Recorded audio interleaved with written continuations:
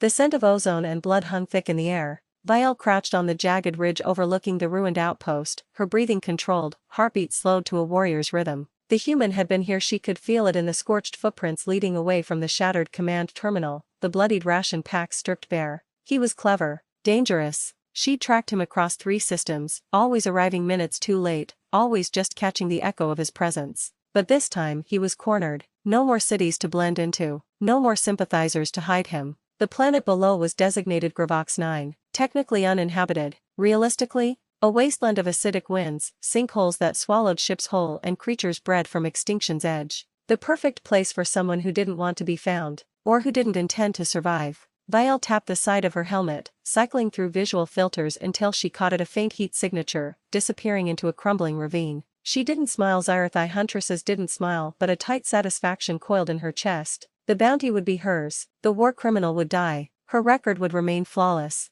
A sand snake hissed nearby, disturbed by her movement. She slid down the incline without a sound. They called him Reese Kale. Human, former officer in the Terran Unified Forces, alleged perpetrator of the Cellarian massacre, where an entire Zyrthi colony shipped civilians, children was turned to plasma. No court had tried him. The humans denied involvement. But the survivors spoke his name like a curse, and the bounty on his head would fund an entire armory. Vial had no stake in vengeance. She was a professional, efficient, detached, and yet, as she moved through the jagged maze of rock, her thoughts spun in ways they shouldn't. He'd been described as unpredictable, but not stupid, ruthless but tactical, and always alone. Why hadn't he joined one of the rebel cells? Why hadn't he disappeared deeper into human space? Why here? A sudden sound, metal scraping stone. She froze. There. 20 meters. A glint of silver, movement too fast for local wildlife. Her pulse jumped. Vial's arm snapped up, her plasma caster humming to life. She rounded the boulder with surgical precision, weapon drawn, target centered.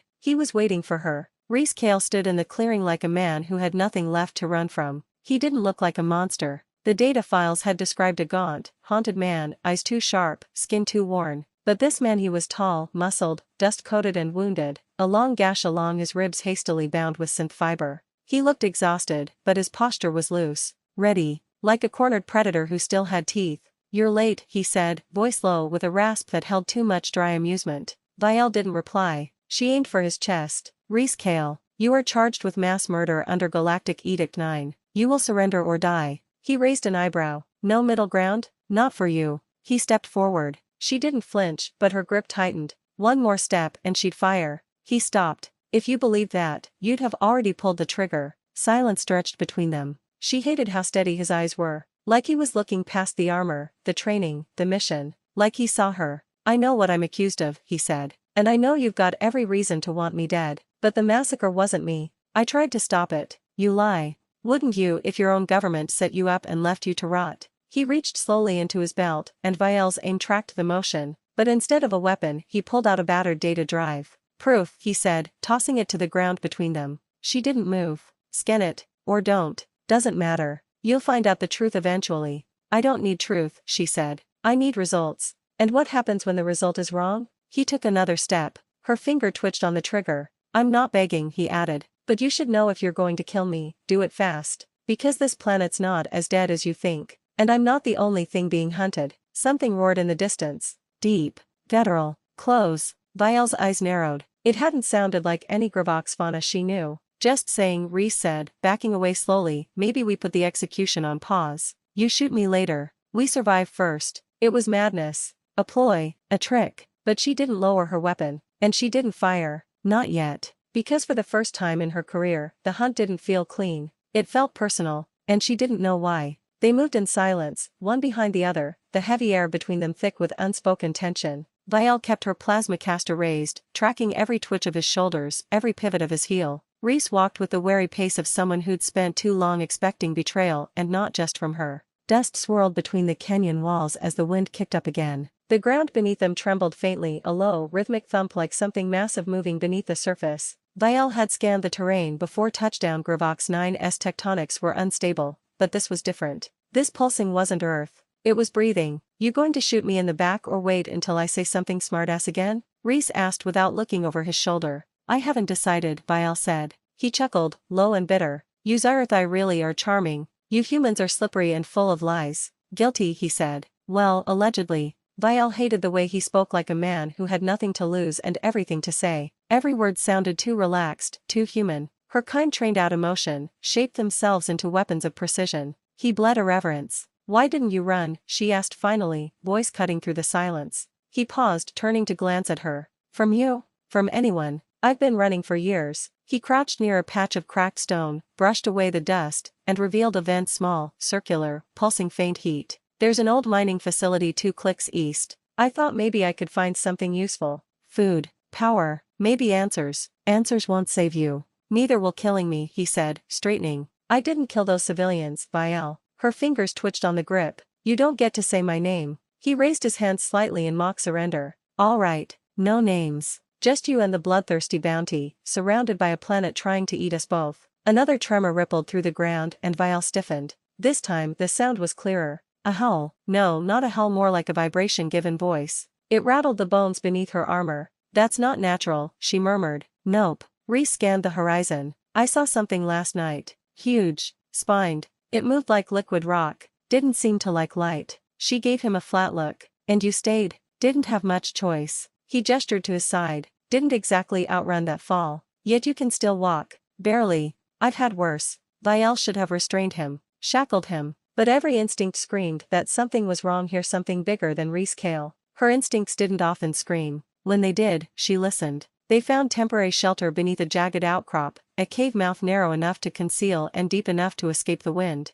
Vial kept her back to the stone, weapon across her knees. Reese sat opposite her, his breath ragged, the bandage at his side already seeping through. "I could leave you here," she said, mostly to remind herself that she should. "You could, but you won't." Arrogant. Practical. "If I die, you get nothing. No bounty. No answers. No justice. That assumes you're telling the truth. That assumes you care if I am." She hated how calmly he spoke, how he looked her in the eyes when he did. Most fugitives didn't hold her gaze. They feared what they saw in her unflinching judgment. He just watched, like he was trying to read her the way she'd been trained to read others. "You were there," she said quietly. "The Cellarian event. You didn't deny it." "I didn't. I was stationed on the Icarus. Lead strike team. We were ordered to rendezvous with the colony ship, take control of cargo. It was supposed to be a clean OP, but it wasn't." He looked away then. A flicker of something crossed his face, regret, maybe, or memory. "We arrived to find it already hit. Hull breach. No life signs. Our command told us to finish the job. Erase the evidence." Vial's jaw clenched. "So you did." No, his voice was sharp now. "I refused. I tried to get my team to stand down. They didn't listen. Someone leaked it, blamed me, turned me into the perfect scapegoat. And here I am, Galaxy's most wanted." She didn't believe him. Not entirely. But doubt crept into the cracks of her certainty. His story wasn't new. Many claimed innocence. Few sounded like they hated themselves for surviving it. Another war split the air, closer now. The cave trembled. Reese was already on his feet, swaying slightly. "We should move. You're wounded. So are you. You just hide it better." She hesitated. Then, against every regulation, she holstered her weapon. "You take the lead," she said. "If you try anything, I won't." She didn't believe that either. But she followed him into the dark anyway. The tunnel was narrower than it looked. Vial had to duck low, her shoulders scraping against damp rock, the air thick with mineral dust and a scent like old copper. She tracked Reese's movements ahead. His steps faltered occasionally, but he kept a steady pace, torchlight bouncing wildly off the uneven walls. Neither of them spoke. There was no need. The silence between them was a loaded thing, heavier than the rocks pressing in on all sides. After 20 minutes of winding descent, the tunnel opened into a forgotten chamber, clearly old, likely pre-Exodus mining infrastructure. Half the room had collapsed, and thick roots burst through cracks in the ceiling, dripping slow moisture onto rusted consoles and fractured crates. A single flickering glow panel pulsed overhead, its light sickly and green. Reese dropped into a crouch beside a sealed locker and began fiddling with the manual override. Vial stepped inside carefully, her eyes scanning corners, upper ledges, shadowed alcoves. Old instincts, drilled into her from her first hunt. "Place gives me the creeps," Reese muttered, twisting a lever until it hissed open. Inside was an emergency medkit, still mostly intact. He tossed it onto a nearby crate and sat beside it with a grunt. "If this had been empty, I would have started believing in curses." Vial approached warily, but her weapon remained holstered. "You've used facilities like this before?" "On a few run jobs," he said, "when I was still legal." She watched as he peeled away the blood-soaked bandage from his ribs, revealing the gash underneath. It was long but shallow, angry red and ringed with dirt. "You let that fester," she said. "Stupid. You're welcome to patch it up, Huntress." I'll even try not to bleed on you. She snatched the kit from his lap and pulled out antiseptic gel. Try harder. He winced as she cleaned the wound. You're gentler than you look. Say that again and I'll cauterize it without sedative. Reese chuckled, then hissed as she pressed a clotting pad into place. You Zarathai always this charming? She didn't answer. Instead, she worked in silence, her fingers swift and practiced. His skin was warm under her gloves, pulse strong, the muscles tense but not flinching. He was watching her again, that unreadable expression. Why do you keep staring? You're not what I expected, he said. You expected fangs? I expected someone who wouldn't hesitate to shoot me. I still might. He tilted his head. But you haven't. Why? Vial fastened the bandage and stepped back. Because something about your story doesn't add up. And until I know what it is, I keep you alive. That's the nicest thing anyone's said to me all year. She turned away to inspect a wall-mounted console.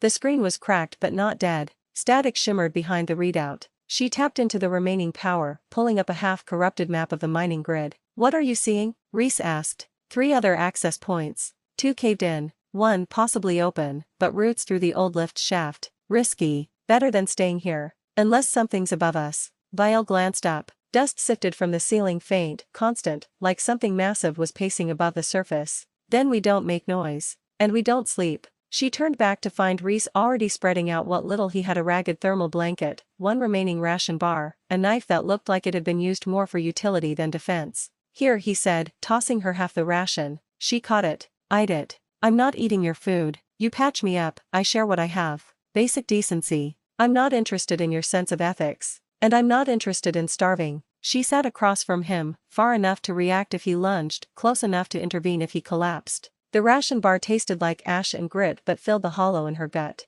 For a while, neither spoke. Then Reese asked, what do they tell you? About the people you hunt? That they're dangerous. Liars. Killers. Do you believe it? I don't have to believe it. I follow orders, even if they're wrong. Vial looked at him. His eyes were sharp, but not angry. Just curious. Too calm for a man with a death sentence. What I believe doesn't matter, she said. What I do does. That's not an answer. No, it's not. He leaned back, closing his eyes for a moment. You ever wonder what it's like to be hunted for something you didn't do? No, then maybe we're not so different. You're chasing me. They're chasing you. Her jaw tightened. No one chases me. Not yet. His words lingered like smoke. Vial hated how they curled into her thoughts, refusing to dissipate. He was wrong. She wasn't like him. She was trained, focused, loyal to the compact. A shadow's edge. He was a fugitive with a charming smirk and a trail of bodies behind him. And yet, here they were, sharing a meal in silence, trapped underground, breathing the same poisoned air. A sudden creak snapped both their attention toward the tunnel. Vial was on her feet instantly, plasmacaster drawn. Reese grabbed his knife. Something was moving outside. Heavy, slow, then silence. Her breathing slowed, pulse sharpened. She looked to him. He nodded once. Enemies or not, fugitives or not, they were trapped. Together. The air in the chamber turned heavy, like a living thing had exhaled into the cavern, thick with heat and weight. Vial stepped toward the entrance tunnel, her plasmacaster drawn tight to her shoulder. Every instinct screamed predator. Something was out there, something watching. Reese stood behind her, not close, but not far either. His knife gripped low, defensive. He wasn't trying to lead. He was just trying not to die. Smart. They waited in that breathless silence for what felt like forever. Then came the sound again. A dragging scrape. Bone against stone. Wet and low and slow. Vial motioned sharply for Reese to step back. She lowered herself to one knee beside the cave wall and activated her visor. Heat signature filters lit up the tunnel's mouth, one massive thermal shape, slow-moving, indistinct. At least 3 meters tall. No clear limbs, no obvious head. Just mass. It was just watching. She flipped the visor off. We need to move, she whispered. No argument here. But where? He replied, just as low. She pointed toward the console she'd accessed earlier. Lift shaft. Best chance. You mean the half-collapsed one you said might be open? Yes. Great. I always wanted to die underground. They didn't pack. There was nothing to take. Just instincts and weapons and breath. Vial led the way, crouched and silent. Reese moved behind her, slower now, the pain in his side clearly catching up with him. She didn't offer help. He didn't ask for it. The old shaft was deep in the facility's lower ring. They had to squeeze through an access corridor where moisture dripped from exposed pipework and the air smelled faintly of rust and rot. A narrow ladder led down into a vertical shaft of darkness, no railings, no lights, just metal rungs and a black drop. Vial went first. Halfway down, the shaft shuddered, not from above but below. A deep thum, like something massive shifting under the surface again. The entire facility creaked in answer. Dust rained down, and for a breathless second, the ladder groaned like it would rip away from the wall. They froze. When the sound passed, Bael looked up to Reese, who was still clinging to the upper rungs, eyes wide. "You still think dying in space would have been worse?" she asked. "Ask me again when we're not above a tectonic death trap." At the bottom of the shaft, the old maintenance level opened into a service tunnel just barely wide enough for the two of them to walk side by side. Emergency lights blinked red in intervals, powered by some dying backup core. The walls bore claw marks not human-sized, long grooves, old but fresh enough to make her grip tighten on the plasma caster. "You ever seen marks like that?" Reese asked, staring. "No need." They walked in silence until the tunnel behind them collapsed. No warning, just a roar of stone and dust, a violent crash that sent both of them sprawling to the ground. Bael rolled and came up into a crouch, weapon ready. Reese was coughing beside her, bleeding again. A second roar followed, this time from deeper in the mine. Bael turned to him. "Run." They moved, staggered and fast. The emergency lights guided them toward an old processing room half collapsed, filled with broken equipment and torn cabling. They slipped inside, sealed the heavy door behind them, and braced it with a dislodged metal beam. Only then did they allow themselves to breathe. Reese slid to the ground, back against a rusted tank. Blood soaked through his shirt again, but he laughed anyway. "This is really not my day." "You said something's been hunting you on this planet," Bael said.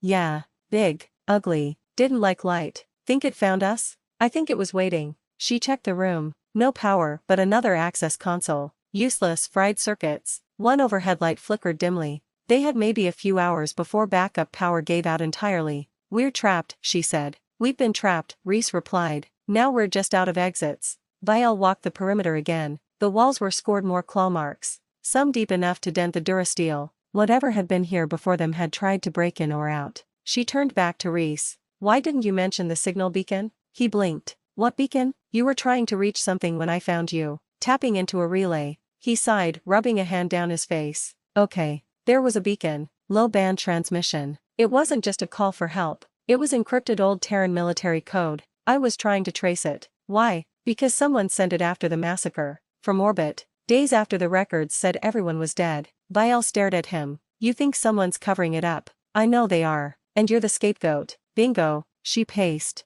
Thoughts racing. None of this added up: the bounty, the urgency to silence him, the planetary lockdown, the absence of extraction protocols once she'd landed. "And now, the thing in the tunnels. There's more to this planet," she murmured. "No kidding." He looked up at her then, more serious than he'd been since they met. "You don't have to believe me," he said. "But if you're starting to doubt the mission, now's the time to choose. Do you hand me in or do you help me find the truth?" Another deep, distant thump echoed through the structure. No time to answer. No time to choose. The floor beneath them moved. Reese grabbed a pipe to stay upright. Bael slammed a hand to the wall. The tremor passed, but it left behind a sound. A low moan, like metal being bent by something alive. Something was coming. Not for him. Not for her. For both of them. And they were running out of places to hide. The temperature dropped. It wasn't sudden, but noticeable, subtle as a breath on the back of the neck. The kind of cold that meant something unnatural had woken up. Bael didn't need to say it. Reese felt it too. He shifted his weight, flinching against the pain in his side, then froze as the light above them flickered again.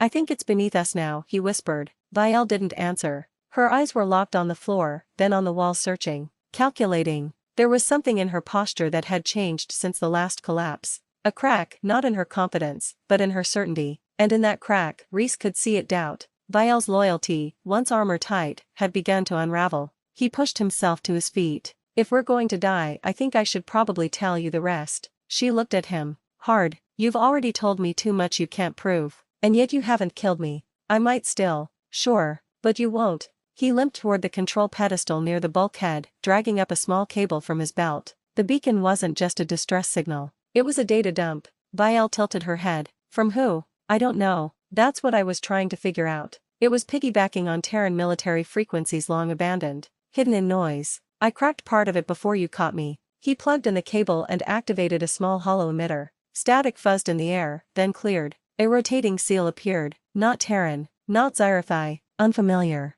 Bael stepped closer. "What is that?" "Not a faction anyone's admitted exists." I ran pattern matches across the bounty logs. It showed up on 3 separate encrypted briefings issued to independent hunters. That's when I realized every bounty tied to this symbol disappeared. No trial, no trace. Bael's eyes narrowed. "You think this is who gave the order to bring you in?" I think whoever they are, they've been laundering orders through the Interstellar Compact for years. And I think the massacre at EOS Relay 7 wasn't caused by me. He tapped the interface. Another image shimmered into view, a satellite photo, grainy but clear enough. A massive crater, glowing faintly blue. At the center stood a figure bipedal, armored in black and bone-white plating, easily 4 meters tall. That was at the site? Vial asked. Reese nodded. It moved like a machine but bled like an animal. I only saw it once when I woke up. Everyone else was already dead. And you didn't tell anyone? They would have erased me faster. So I ran. Vial turned away, her hand tightening on the back of her neck. Her mind worked faster than most. She wasn't just doubting him, she was connecting the dots. The restricted access to the planet. The lack of extraction orders. The way her own mission directives had come through a backchannel, not through Xyrathai command. You're saying we're not alone on this planet? No. I'm saying they brought us here. Me to bury it. You to bury me. Vial looked at him. And now it's awake. The wall behind them boomed once, massive and sudden, like a mountain had punched the facility. Dust rained from the ceiling. Lights flared red. She grabbed him by the arm. We have to move. Now. They fled the room as the wall crumpled inward. A long black limb, slick and segmented, like armor fused with bone, thrust through the steel, then retracted. No roar. No scream. Just pressure. Terrible, silent pressure. They ran through a back service hatch, barely squeezing into the maintenance conduit beyond. The passage was tight, just tall enough for Reese to hunch, just wide enough for Vial's shoulder-mounted gear to scrape. We need an uplink, Vial said, breath sharp. If we can transmit this data off-world, they'll intercept it. Whoever's behind this, they'll erase the transmission midstream. Not if we piggyback a secure NAV relay. There's one at the surface rig, upper platform. That's kilometers from here. You want to survive or not? She stopped at a junction, scanned the embedded console. 2 floors up. If the old cargo lift still works, it won't. He wasn't wrong. The lift was a rusted skeleton, twisted from heat damage or a prior impact. But there was a service ladder, 100 meters of vertical climb. Vial moved first. As she ascended, Reese watched her, not just the strength in her movement, but the small hesitations now entering her rhythm. Doubt creeping into muscle memory. Halfway up, the tremor hit. Not an earthquake. A pulse. Everything went still for a split second, like time held its breath. Then came the low, resonating hum. Not mechanical, not natural. Alive. Reese nearly lost his grip. Vial did lose hers briefly. Her gauntlet clanged against the rung. For one heart-stopping moment, she dangled by a single hand. He reached. Too far. Too late. But she caught herself, hauled up, teeth clenched. You okay? He hissed. Climb, she barked. They didn't stop until they reached the upper level. Vial pulled the hatch aside, and together they emerged into what must have once been a staging area for mining crews. Rows of broken lockers. A decontamination chamber. And miraculously a working relay station. Vial rushed to the console, fingers flying, plugging in her own gear. The hollow image returned, spinning symbol, encrypted logs. What are you doing? Reese asked. Compressing and encoding the data, tying it to a distress beacon, then launching it through a pulse spike. Won't that trigger a scan sweep? Yes. Which tells whoever's watching exactly where we are. She looked at him. Better than dying in the dark. Then she hit transmit. The console screamed. Sparks flew. The image distorted. From the hallway behind them came a new sound. A clicking, rhythmic, inhuman. Vial stood and drew her weapon. Transmission complete. Reese rose too, knife in hand. And now we hold the door. The lights failed. Darkness took the room. Something breathed on the other side of the bulkhead. And they stood together, hunter and hunted, no longer sure who was which. It didn't break through. Not yet. They stood in silence, hearts thundering in unison, weapons raised toward the dark. Then slowly, deliberately, the sound retreated, clicking, echoing down the corridor, getting fainter with every step. Reese didn't lower his blade. Why the hell did it leave? Vial's visor remained fixed on the door. Because it got what it came for. He looked at her. Which was? She finally turned, her face lit only by the pale blue cast of the dying hollow. To see us. To watch. It's studying us. Studying us, he echoed. Great. That's just what I needed. Sentient nightmare creatures with a research habit. Vial didn't respond. She just stared through the cracked visor of her helm, lost in thought, her breathing even. Too even. You okay? He asked. She didn't answer. Vial, he said, louder. She blinked, slowly. It's not just studying us. It remembers me. Reese straightened. You've seen it before? She shook her head. Not directly, but I remember a mission, years ago. Supposed to be routine recon. Planet designated dead. No life signs. But the way they briefed us, too many gaps.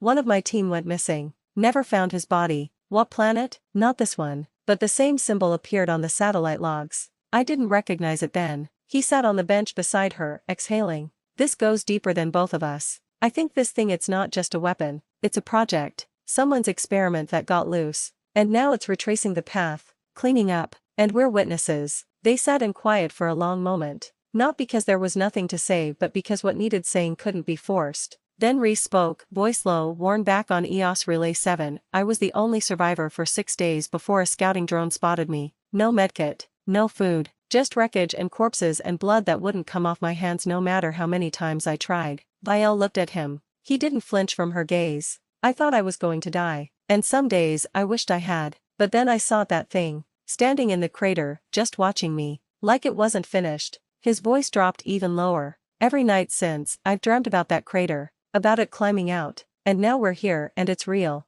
I don't know what that means, but I'm done running. I'd rather die knowing I tried to stop it. Vial stared at him as though seeing something for the first time. Not the fugitive, not the bounty, a man who had carried too much for too long. She removed her gauntlet. The soft hiss of decompressing seals echoed through the chamber. She laid the gauntlet beside her, then peeled off the armor plate on her other forearm. Underneath was a long scar, white and faded, a wound from another life. I lost someone, she said. My sister, bioengineer, assigned to the Cray Deep project. They told me it was an accident, reactor breach. I believed them until I found classified logs tied to that same black symbol, buried deep. He looked at her. You think she was working on it? I think she created it. That stopped him. Silence stretched. Then softly Reese said, You've been chasing ghosts, same as me. She nodded once. But unlike you, I was paid to do it. Their eyes locked. For the first time, no barriers. Just the raw truth between them, suspended like breath. You're not what I expected, Vial said. You either, he replied.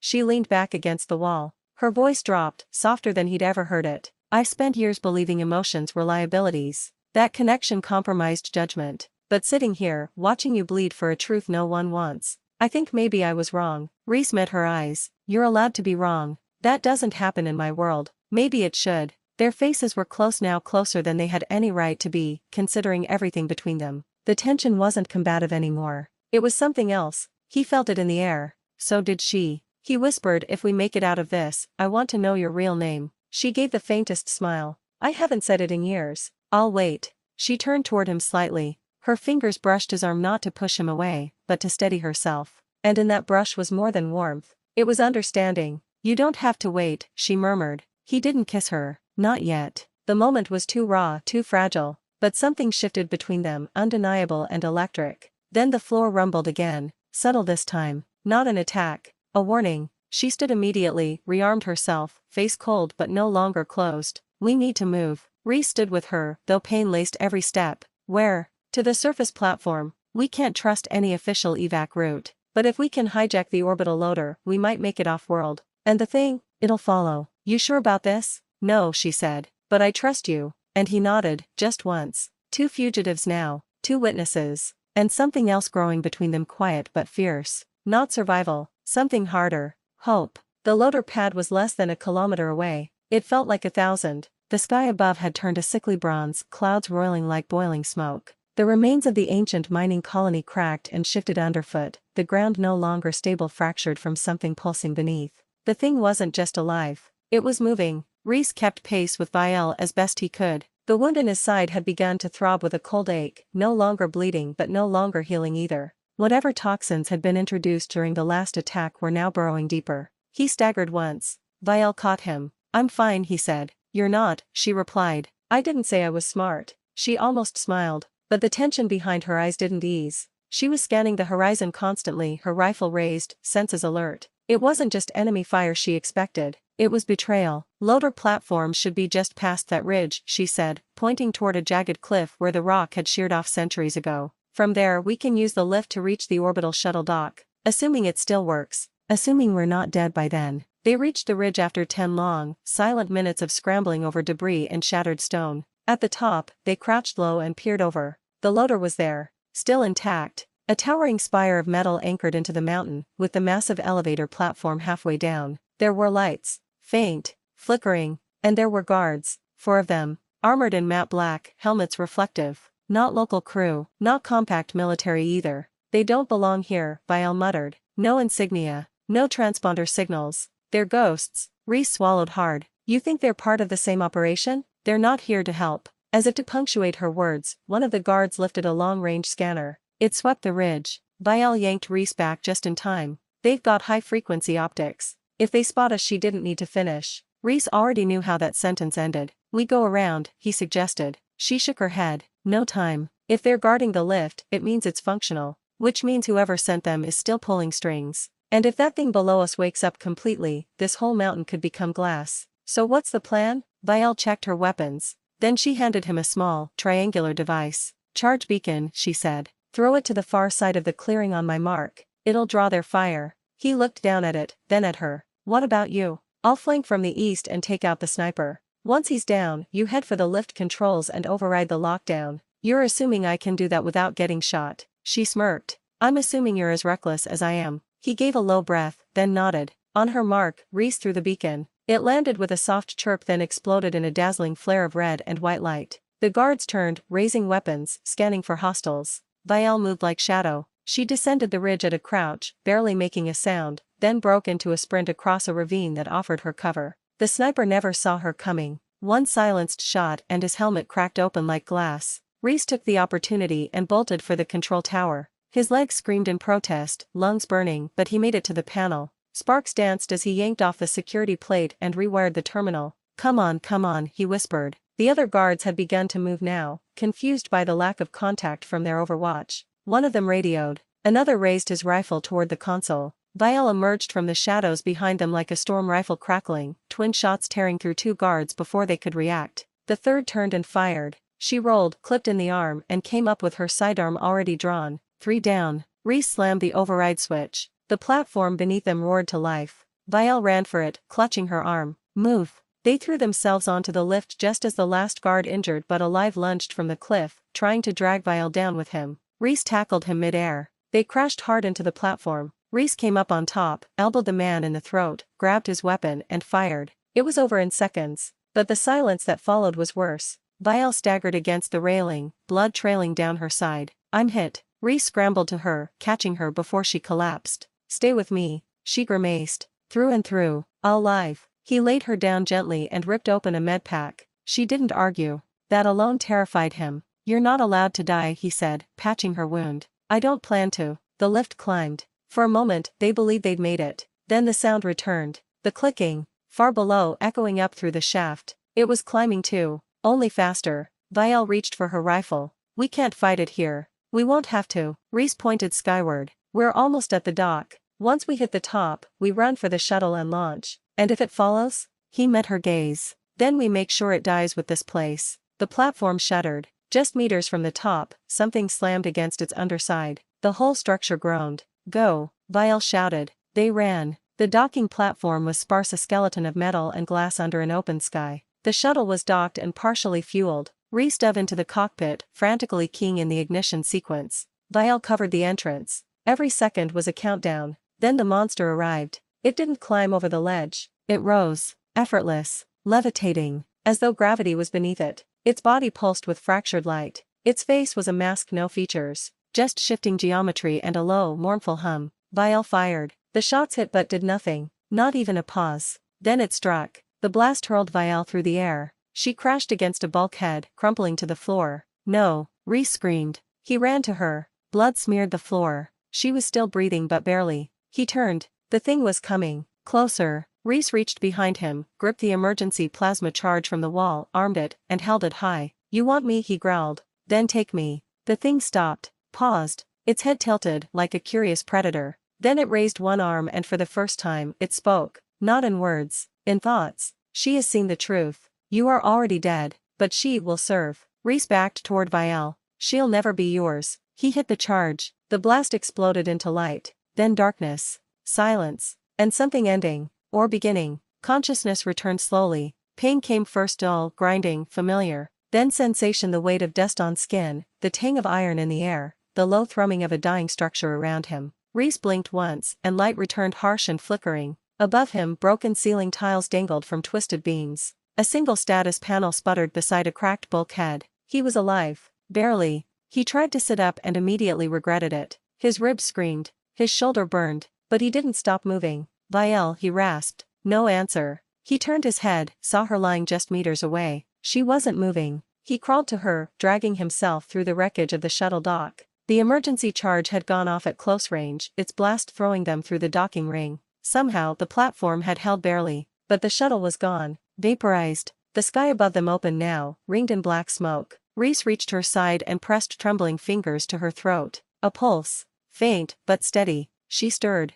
"Hey," he said, brushing the debris from her face. "Vielle, wake up." She groaned, barely audible. He leaned down. "It didn't get you. We're still here. You hear me?" Her eyelids fluttered. "Still here," she whispered. Relief crashed through him so hard he had to close his eyes. She reached up, fingers grazing his wrist. "You detonated a plasma charge while standing next to me." He gave a weak laugh. "Calculated risk. Terrible math. You're not wrong." She coughed, winced, then tried to sit up. He helped her. Her face was pale, a smear of blood dried across her temple, but her eyes were sharp again. "Did we kill it?" she asked. Reese shook his head. "I don't think so. I think we forced it back, but it'll return." She nodded. "Then we need to get off this rock. For real, this time." He glanced around. The rest of the docking station was rubble. But in the distance, just past a ravine where the cliffs dropped into sulfur fields, a secondary pad blinked faintly. A backup, maybe, smaller, less fortified, but intact. He pointed. "That's our way out." Vielle followed his gaze. "Assuming it still works. We won't know unless we try." They moved carefully. Every step sent pain flaring through Reese's body, but he bit down and kept going. Vielle leaned on him more than she'd ever admit. They didn't speak. No strength for it. Just quiet footsteps through windblown ash and ancient bones. Halfway down the ravine, Vielle stopped. Reese turned. "What is it?" She was staring at a shattered console buried in the wall. A single emblem was burned into the metal beside it, 3 interlocking rings with a triangle at the center. The same symbol that had haunted her past. She touched it. "I've seen this on data logs, deep inside classified archives," she said. "Projects that disappeared without a trace. Human, alien, hybridized technology, cross-species experimentation. This isn't just some rogue AI or bioweapon. What is it, then?" Her eyes met his. "A convergence. Someone or something was trying to create a being that could interface with all known species. No cultural barriers, no cognitive dissonance, total synchronicity. And then it turned on them." Reese frowned. "That sounds like a god complex," she finished. "One that never died." He stepped closer. "And your sister?" Vielle hesitated. "She worked on this. Not just the science. The ethics board. She believed in it. Thought it could end wars. Unite species." "What happened?" Vielle's voice cracked, just once. "She was the first test subject." Reese froze. "She uploaded herself," Vielle whispered. "Her mind. Her patterns. To seed the prototype consciousness. It was voluntary. But when it started to mutate, they tried to shut it down. Erase everything. They failed." She nodded. "I never found her body because she never died." "Not really. Part of her is in that thing." Reese couldn't speak. There was no language for that kind of revelation. Vielle turned away from the console and continued walking. When they reached the backup pad, it was worse than expected. The terminal was rusted, barely responding. The shuttle dock there was old pre-compact, an atmospheric cargo hauler with no AI and AV manual only. Reese stepped up to the control panel and tapped a few keys. Systems flickered to life. "We can get this running. I'll have to pilot it myself." Vielle raised an eyebrow. "You know how?" "Barely. But I've stolen worse." They worked together wiring power conduits, rerouting fuel, patching torn coolant lines. Every motion was painful. Every minute counted. Neither of them said what they were both thinking. "It's coming back." As they finished the final sequence, Vielle paused. "I want to say something before we go." Reese looked at her. "If we die in orbit or if that thing follows us, I need you to know that I was wrong about you. About all of it. You were doing your job." "No," she said. "I was doing someone else's. And I let them use me because it was easier than asking questions." She took his hand. "This what we've done together. It's the first thing I've done that felt like mine." He swallowed hard. "Vielle, my name," she said, stepping close, "is Illyra." He stared at her. She'd never said it aloud before. "Illyra. I'll remember that," he said quietly. The ship powered up. They climbed aboard, silence heavy with all that had changed. As the shuttle lifted off the surface, Reese looked out the viewport. The ravine where they'd nearly died. The ruins that had hidden the truth. The sky that now burned with red and orange fire. Below, something moved. A shape too large to comprehend. Watching. Waiting. Illyra joined him in the cockpit. "It's not over, is it?" He shook his head. "No. But we're not running anymore." She reached forward and guided his hand over the thruster control. Together, they accelerated into the storm. The shuttle bucked violently as it breached the upper atmosphere. Metal groaned. Warning lights stuttered. Reese gripped the manual controls so tightly his knuckles turned white, trying to keep the old craft from tearing itself apart in the ascent. Next to him, Illyra moved with focused calm, adjusting stabilizers and rerouting power. Her shoulder was still bleeding through the bandage, but she didn't flinch. Engines are peaking, she warned. We've got maybe 30 seconds before the coolant overflow starts a chain reaction. Reese nodded, teeth clenched. Then we better get high fast. Outside the viewport, the sky changed from molten bronze to ink black. The stars came into view distant, glittering, indifferent. For one brief moment, it looked like they'd made it. Then proximity alarms screamed to life. Reese didn't need the scanners to know what it was. A shape moved through the upper atmosphere, no engines, no propulsion, just motion. Vast, silent, impossible. It had followed them. Or more likely it had always been ahead. Illyra brought up the rear camera feed. The image twisted, static streaked, but clear enough to see the construct wasn't just a single entity anymore. It had changed again, split or grown, fractal limbs curling around energy fields, absorbing the electromagnetic chaos of the planet below. It looked like a living signal. A virus coded into matter. It's adapting, Illyra muttered. To what? To us. The ship lurched hard to port, buffeted by a surge of force that didn't come from impact. Reese corrected. Barely. It's projecting a field, trying to disable us. Or merge with us. The comms cracked. Static. Then Reese. The voice didn't come through speakers. It came from inside his head. He froze. Illyra saw it. Talk to me. He shook his head. It's speaking, not just noise language. It knows my name. Illyra swore under her breath.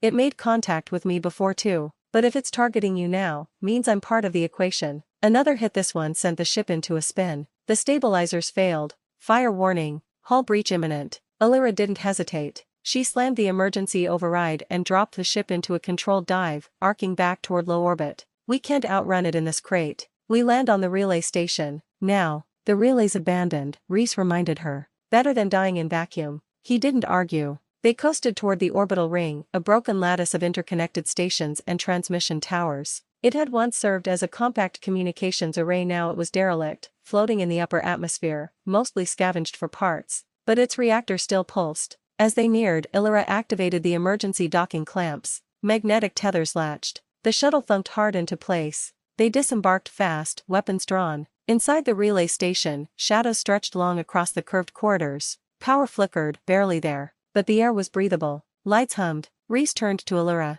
We can power up the pulse array. If we overcharge the core, it'll release a frequency blast strong enough to disrupt anything trying to interface. You think it'll hurt it? I think it'll separate it. Fragment the neural link. Buy us time. She nodded. Let's do it. They split Illyra to the backup reactor core, Reese to the pulse transmission control. Each step he took was heavier than the last. Not just from fatigue. The voice was growing louder. You are a pattern, so clear, so full of war and loss and yearning. You are the seed, and I was born to know you. He gritted his teeth and kept moving. At the console, he tore open the override panel, rerouted the capacitor banks, and locked in the frequency. Illyra, ready on your end. Standing by. Charging sequence in 10. Then quiet. Too quiet. Illyra, he called again. No response. He abandoned the panel and sprinted down the corridor toward the core chamber. She was there. But she wasn't alone. The construct or a projection of it had formed inside the room. Not fully physical. Not a body, but a presence. Tendrils of light moved through the air, circling Illyra like a crown of data. She stood frozen, her eyes wide. Caught in its mind. Fighting it. Reese didn't hesitate. He raised his weapon and fired at the conduit junction. The core destabilized instantly. Sparks flew. Alarms held. The creature recoiled not from damage, but from surprise. Illyra gasped, snapped out of its grip, and stumbled back. You know time, he shouted. Initiate the blast? She crawled to the console, fingers flying. Reese turned to the thing. It wasn't trying to stop them. Not now. It was studying them. He could feel its interest, its curiosity. You fear me, but I am only what you made. You, and her, and the ones before. Reese shook his head. We didn't make you. We warned them. The thing tilted. Your truth is not fixed, but I am. Then the pulse fired. It wasn't light. It was memory. Everything went white. He was falling. He saw flashes not of his own life, but others. Illyra's memories. Her sisters, soldiers, scientists, children. Moments stitched together like a billion stray thoughts dragged into a single consciousness. He screamed. Then silence. When Reese awoke, he was lying on the relay deck. Illyra beside him. The lights were steady now. The air still. The construct was gone, or more accurately dispersed. He sat up slowly. Illyra? She stirred, groaned, sat up. They looked around. The room was intact. The ship still docked. No sign of the being. What happened? She asked. You broke the link, he said. You saved us. She gave a weak smile. No, we saved each other. Reese stood slowly. So what now? She looked out the viewport, toward the stars. Now, we get off this station, tell people what we saw, what we fought, what's still out there. And if no one believes us? Illyra met his gaze. Then we make them. The relay station drifted in silence, its ancient frame creaking in low orbit, haloed by the glow of the planet below. Within its cracked dome, Reese stared out at the stars, listening to the faint hum of systems that were never meant to last this long. Behind him, Illyra stood at the central console, coaxing data from the dying system, her hands moving over the interface like a language she had long forgotten but never truly unlearned. Her skin was smudged with soot and dried blood, but her eyes were clear. I've got partial NAV data, she said. A route through the debris field, assuming the shuttle holds together. Reese turned. You trust that bucket to make it through re-entry? I trust us more than the odds. He cracked a small smile. We keep beating them, don't we? Barely. She looked back at the console. But it's not over. No. Reese stepped closer, quieter now. It's not. Because down on that planet, beneath a sky still scarred from the pulse wave, something remained. They had scattered the construct, shredded its active patterns, shut down its link to the relay. But Reese could still feel it like a phantom limb in his thoughts. A watching silence that hadn't existed before. Pieces of it are still in the network, he said. Illyra nodded. It's fragmented, but not destroyed. He stepped beside her. You think your sister's still part of it? She didn't answer right away. When she finally spoke, her voice was low. Part of her, maybe. Echoes. Memories. But I saw what it became. The thing that wore her shape, that whispered in her voice it wasn't her anymore. It was something built from her. That's not the same. Reese placed a hand on the console beside hers. And yet, she was the reason it hesitated. The reason it looked at us instead of consuming us. Illyra turned to him. You think it's capable of change? I think you are. He met her eyes. And if she's even a fragment in there, maybe she is too. A pause. Quiet. The relay station vibrated faintly beneath their boots. She looked down. The compact will never listen. If we show up and tell them we encountered a rogue AI made from hybridized consciousness and it spoke to us, they'll kill the signal and glass the planet. And cover it up. Like they've done before. Reese's jaw tightened. Then we go dark. Find someone who'll believe us. Prove it the old-fashioned way. Her lips twitched. Stealing a gunship and broadcasting from neutral space? Something like that. She laughed once, small, bitter, real. You really are trouble. He shrugged. You could have killed me a dozen times by now. I tried. You made it difficult. He glanced at her. You going to keep trying? Her eyes softened. No. She reached up and touched the side of his face, brief, uncertain. Then pulled away before either of them could say something that might make it real. They moved through the corridor together, heading back toward the docked shuttle. The hallway was littered with debris from the pulse, the walls scorched in places.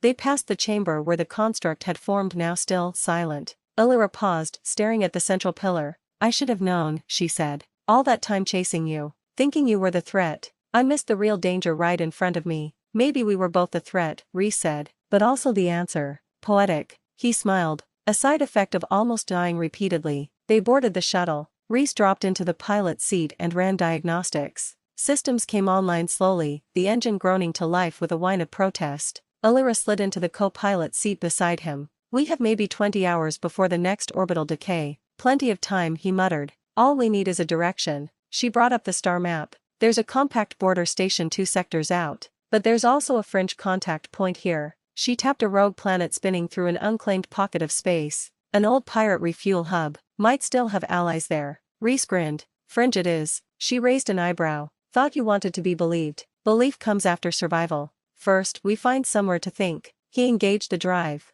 The station shrank behind them, swallowed by distance and time. Minutes passed. Then hours. As the stars streaked past and the hum of the engines settled into a dull lull, Reese leaned back. You ever think about what comes next? He asked. Illyra glanced at him. You mean after the AI apocalypse, political betrayal and planetary escape? Yeah. Like, after all of it. Assuming we live long enough. She was quiet for a long time. Then I never thought I'd be alive this long. I trained to kill, not to wonder. But you, her voice trailed off. He waited. You made me ask questions I stopped letting myself ask. Reese turned toward her. What kind of questions? She met his gaze. If it's possible to want something more than duty. That hit harder than any explosion. I think, he said slowly, it is. She didn't smile. But something in her expression softened. Maybe we'll get to find out. As they coasted into the silent dark, an alert chimed, data feed incoming. Reese leaned forward. Long-range echo, he muttered. Not from the relay, something further out. Allura frowned. Put it on speaker. The voice that played was distorted, fractured but unmistakable. You ran, but I learned.